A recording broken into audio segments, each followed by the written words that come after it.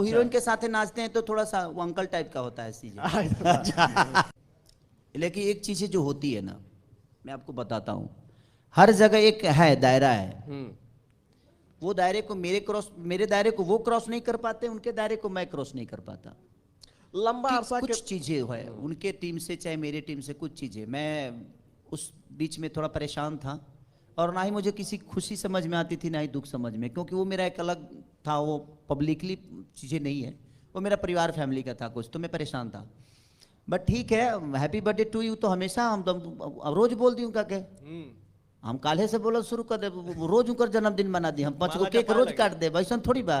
लेकिन नहीं, किसी के बोलने और ना बोलने से चीजें ऐसा नहीं कि वो जन्मदिन नहीं हो सकता है, उनका अपना तरीका जीने का है, मेरा अपना तरीका है, और शायद यही सही भी है। आखिरी तक कुछ नहीं बोलूं, चुप रहो, नहीं बोलता हूँ। हम देखा था कि मूड जब ढेर सड़की हो तो या तो ना बोलो कि फिर दिमाग में हैजा हो जाए ना।